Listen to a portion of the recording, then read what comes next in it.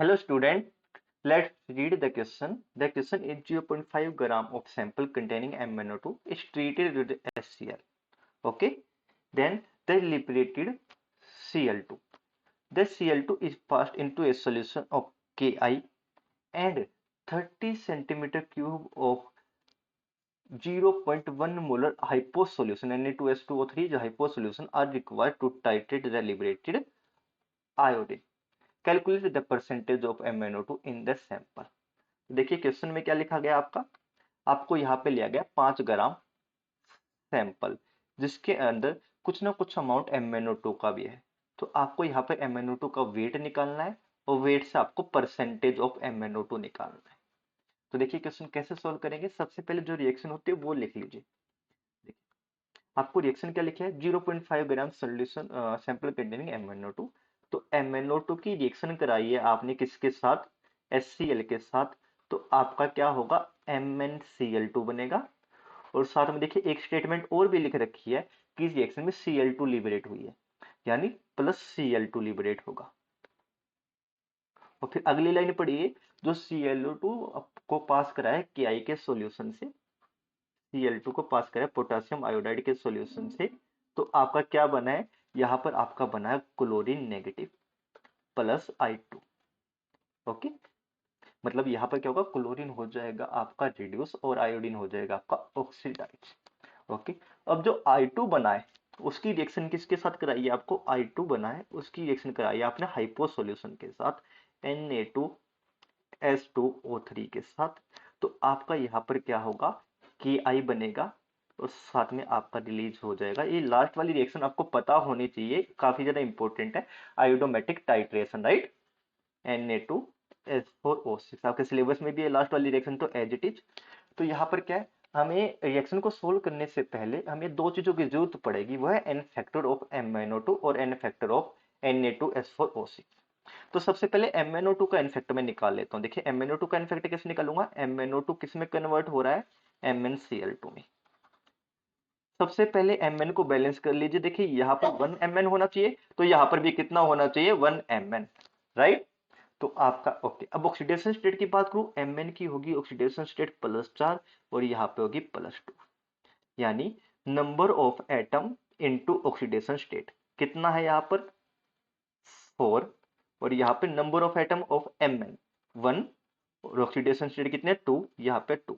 इन दोनों के बीच का डिफरेंस कितना है भाई, इन दोनों के बीच का डिफरेंस आपका 2 है और उसी को हम एन फैक्टर बोलते हैं। एन फैक्टर आ गया 2। ओके, और हाइपो सॉल्यूशन का आपको पता होना चाहिए, लेकिन मैं आपको निकल के दिखा रहा हूं। Na2H2O3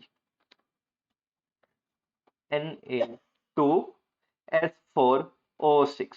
तो देखिए यहाँ पर कितना है, ओके सबसे पहले आपका 1 मोल Na2H2O3 से बनना है 1 मोल। तो यहाँ पर ऑक्सीडेशन स्टेट देखिए सल्फर की चेंज हो रही है। सल्फर की ऑक्सीडेशन स्टेट की मैं बात करूं तो सल्फर की ऑक्सीडेशन स्टेट कैसे निकालोगे, एक सोडियम के ऊपर तो +1, दो के ऊपर होगा +2, सल्फर की को मान लीजिए x, एक ऑक्सीजन के ऊपर -2, तीन ऑक्सीजन के ऊपर -6 is equal to 0। Total compound के ऊपर 0 चार्ज, x आ जाएगा 4/2 इज इक्वल टू 2। जबकि मैं अगर यहाँ पे बात करूं सोडियम के ऊपर 2, क्योंकि 2 सोडियम है, 4x -12 और पूरे कंपाउंड के ऊपर 0 चार्ज। तो 4x आपका 10 के बराबर आ जाएगा और x आपका बराबर आ जाएगा 2.5। तो ऑक्सीडेशन नंबर थोड़ा ध्यान रखना, फ्रैक्शन में भी हो सकता है, ठीक है। ओके, आगे देखिए, अब आगे क्या होगा भाई, ओके। तो अब इसका एन फैक्टर कैसे निकालूंगा, देखिए जो भी कंपाउंड की ऑक्सीडेशन चेंज हो रही हो वो आपके इक्वल होना चाहिए। यहाँ पे सल्फर 2 है ना, तो यहाँ पे भी 2 होना चाहिए था। तो इसको बैलेंस करने के लिए आप यहाँ पे 1/2 लिखिए, ठीक है। तो जो भी कंपाउंड ऑक्सीडाइज रिड्यूस हो रहा है वो आपका बैलेंस होना चाहिए। देखिए अब वही बात, number of atom into oxidation state की बात करूं, सल्फर यहाँ पे 2 है, ओके, ऑक्सीडेशन स्टेट कितनी है 2, तो यहाँ पे आएगा आपका 4। जबकि मैं यहाँ पे बात करूं तो देखिए number of sulphur, definitely sulphur यहाँ पे भी 2 होंगे क्योंकि 4 है, ये 2 है, मतलब 1/2 इंटू 4 गुना 2.5। ये पूरी वैल्यू को सोल्व करके 2 दूनी 4, ये आ जाएगा 5, यानी चेंज इन चार्ज कितना आपका 1। तो यहाँ पे एन फैक्टर आ जाएगा 1, ठीक है। ये बात इंपॉर्टेंट है। तो आपका ना छोटी सी कॉन्सेप्ट है, अगर रिएक्शन हो रही है, देखिए MnO2 की HCl के साथ रिएक्शन करके Cl2 बना, Cl2 ने Ki के साथ रिएक्शन करके I2 बना, I2 रिएक्शन करके Na2H2O3 के साथ Ki बना। तो यहाँ पे जो भी सब्सटेंस है उन सभी का ग्राम इक्विवेलेंट बराबर आना चाहिए। तो आप क्या लिख सकते हो, gram equivalent of MnO2 must be equal to gram equivalent of Na2H2O3। Okay, हालांकि आप लिखने को तो क्लोरीन का भी लिख सकते हो और बाकी कंपाउंड का भी, लेकिन हमें वो चाहिए नहीं, हमें चाहिए ओनली MnO2 का वेट। देखिए ग्राम इक्विवेलेंट क्या होता है, वेट ऑफ MnO2 ऐसा लिख दो, into n factor of MnO2, okay, जो कि है 1 into molecular weight of MnO2 must be equal to normal, okay, molarity गुना वॉल्यूम इन लीटर गुना n factor of Na2H2O3 hypos solution. देखिए मोलैरिटी की वैल्यू भी गिवन है हमें 0.1, वॉल्यूम की वैल्यू भी गिवन है, लेकिन वो ml में गिवन है, सेंटीमीटर क्यूब यानी ml 30, ओके, लीटर में बदलने के 10 की पावर -3 से मल्टीप्लाई, और n फैक्टर तो हमें पता ही है 1। ओके, तो ये आ गया। ओके, अगर मैं यहाँ पे वैल्यू पुट करना चाहूँ, वेट ऑफ MnO2 मुझे निकालना है, मोलिकुलर मास कितना होता है, देखिए Mn का होता है आपका 55, गिवन भी है, और एक ऑक्सीजन का 16, तो दो का हो जाएगा 32, इन दोनों का आप सम कर लेना, आपका आंसर 87 आ जाएगा। ओके, डिवाइड बाय 87, और एन फैक्टर हमने अभी अभी निकाला 2 था इसका MnO2 का, right, is equal to 0.1 into 3 यानी 3 इंटू 10 की पावर -3। तो मैं यहाँ पर वेट निकालूंगा तो कितना आएगा, देखिए वेट ऑफ MnO2 आ जाएगा हमारा 3 गुना 10 की पावर -3। ओके, ये उस तरफ जाके मल्टीप्लाई में आ जाएगा 87 डिवाइड बाय 2। ओके, इसको आप सोल्व कर लेना भाई, आपका आंसर कितना आ जाएगा, इसको अगर आप सोल्व करोगे तो वेट आपका आ जाएगा, आपका रुकिए,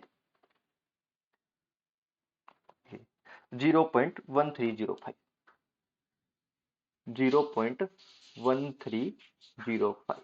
अब आपको निकालनी है परसेंटेज, आपको एक सैंपल है जिसके अंदर MnO2 कितना है 0.1305, और सैंपल का टोटल वेट है 0.5 ग्राम। तो परसेंटेज कैसे निकालोगे, देखिए परसेंटेज ऑफ MnO2 कैसे निकालोगे भाई, weight of MnO2 divide by total weight of sample, weight of sample यानी total weight multiplied by 100, right, 0.1305 divide by weight of sample कितना गिवन, देखिए 0.5 गिवन है ना, ये रहा, ओके, मल्टीप्लाइड बाय 100। सो ये आंसर आ जाएगा 13.05 डिवाइड बाय 0.5, लगभग 26.1%। ओके, ये आपका फाइनल आंसर आ जाएगा। Okay, hope you understand well and happy learning and bye.